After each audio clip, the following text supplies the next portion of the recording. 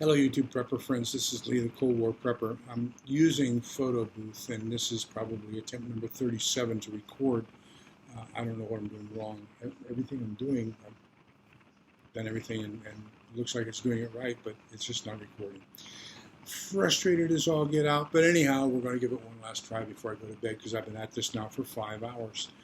I want to do two parts, part one and part two, about bartering. So part number one, this part's going to be just over 12 minutes. It's going to be what it is, or the rules I apply to what I'm going to barter. Then tomorrow it's going to be the 13 rules I use for how to barter. So between the two, we're going to have 22 rules about bartering. So first, let me give you some suppositions, some assumptions on my part. Number one, we're not going to talk about precious metals, jewelry, or precious gems or stones. And the reason is because for 6,000 years, those have been used as money. So when you have money to get a transaction or a service, that is, or a product or a service, that's called a purchase, not a barter. A barter is when you use a product or service to get another product or service, and the two of you arrive at a mutual decision and agreement upon the value of one being equal to the value of the other. So product for product or product service for product or service, that's barter. Money for product or service, that's purchase. That's not going to be discussed in this. Number two, it's going to be based off of my 21 years in the military, 9 years overseas. It's also based off of Selco Begovic's book, My Year in Hell, and talking about the Bosnian War, Serbian War, and how he survived his year there. It's going to be based off the two books from Fernando Aguirre. His nickname is Ferfal, and he's written 2 books about surviving the economic downturn in Argentina. And number 3, I have a subscription to a blog from Jose in Venezuela, and he talks about on a regular basis what he's doing in Venezuela to survive the communist takeover, the financial collapse, everything that's going on in Venezuela. So that's kind of the assumptions I want to give you up front, let you know where those are. So let's start off with number one. Number one, everything is event related. Everything is situation related. I started in 1962. I've been primarily focused on nuclear warfare. Then I got into financial collapse, food shortages. Looks like we're going to get back into nuclear warfare. And then all of a sudden, in 2019, after I've got all this gold and silver, I've got my dosimeter, I've got my Geiger counter, I've got plenty of food storage. December 2019, a disease emerges in China. January 2020, the World Health Organization says they are gravely concerned about this disease in China. February 2020, I go to the Mother Earth News Homestead and Survival Exposition in Belton, Texas for 3 days. I had a booth there. And about the second day, maybe the third, no, it was the third day, the last day, we were getting ready to pack up, and this guy comes up and says, "You ever seen these before?" And I said, "No, I haven't." And he says, "Would you like to sell them?" Well, at that time, I had a store as well. I had a Postal Annex store, which is kind of like a UPS store, except we can do 5 different companies ship through them, not just UPS. And I said, since the back third of my store is nothing but prepper and survival related, that might fit in. So I said, "Well, what's the minimum I can get?" He said, 1 crate, or I'm sorry, 1 pallet. I said, "Okay, I'll take 1 pallet." $4,000. My wife just about had a cow. So anyhow, so I bought that, took it home. March, they declared a pandemic, and all of a sudden you could not find gloves, masks, hand sanitizer, toilet paper anywhere in the greater Austin metro area. I was the only one who had these. As a matter of fact, it was probably early to mid-April that the fire chief for the city came in and asked me if he could have everything I had in the store because they could not get gloves, masks, hand sanitizer for their EMTs, their firemen, and for other first responders to include the police department.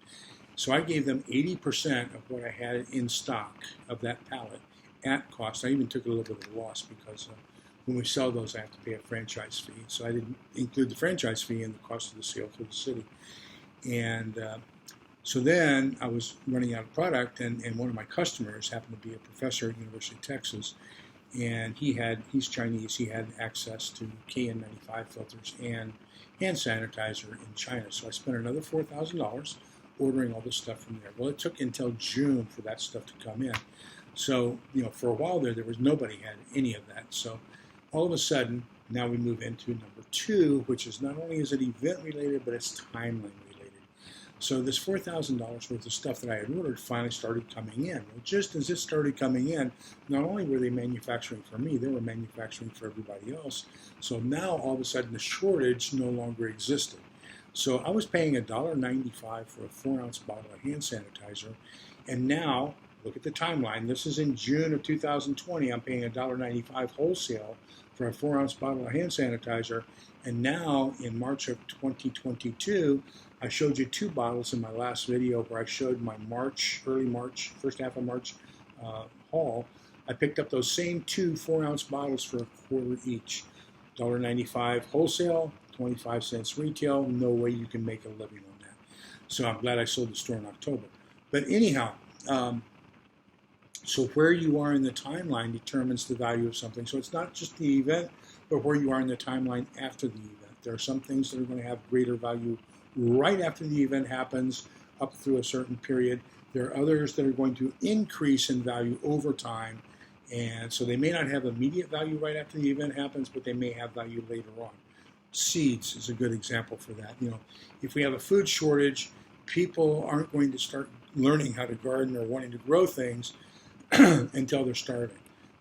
Whereas we as preppers are taking that advanced step now, other people are going to want to take that step later, and they're going to be behind the curve. So yeah, seeds will have a high value. Number 3, I want you to test your assumptions. I want you to ask yourself, what if all the time? What if SHTF, and all of a sudden people go crazy and they panic and they overwhelm the stores and they start rioting and taking stuff out of the stores and stealing stuff? Or like right now, we've got a problem here in the greater Austin area where people are puncturing gas tanks underneath trucks and cars and stealing the gasoline. I hear that that's a nationwide thing.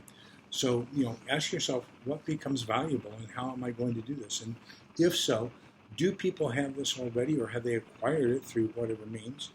So that's another rule, is do people currently have it? If they have it, they aren't going to value what I have because they already have it. Then the next question after that becomes, how long will what they do have last until what I have to replace it becomes valuable? So then, now we're down to, let me see here, number 6. Let's talk about demand. So I'll give you one example, and that is tobacco. A lot of people will give you a list of the 100 most valuable things to have for barter, and they'll have tobacco in there. I will say I have tobacco because 6 years ago I smoked, and I was working at the homeless shelter, and they taught me how to make cigarettes and with this device, a Tops machine. And so I got the tobacco, put it in the freezer. I have the Tops machine. I have the pre-made tubes. I'm ready to go because I smoked and it was valuable to me. But once I quit smoking, it no longer has any value to me. I'm not going to keep it for myself. I'll probably barter that away. But here's a little secret. Only 1 out of 5 people smokes in the U.S., 18%. So only 1 out of 5 is going to value tobacco. The other 4 out of 5 aren't going to value it. So remember, I have something that you want or need. You have something that I want or need. We're going to get together. We're going to agree upon a price, an exchange rate, and then we'll have the transaction that's barter. So if all I have to offer is tobacco, and they're 4 out of the 5 don't want the tobacco, we're not going to come to an agreement. So why would I purposely store tobacco as an item to trade with somebody else? So think about, what is the demand? Why would you automatically eliminate a vast majority of the population from your barter transaction? Next is it a consumable? Does it have an expiration date, or is it a durable item? Durable items, once you trade them, they're gone. You aren't going to do a replacement. It's going to be there. The example I use here is a shovel. So most of my neighbors have shovels.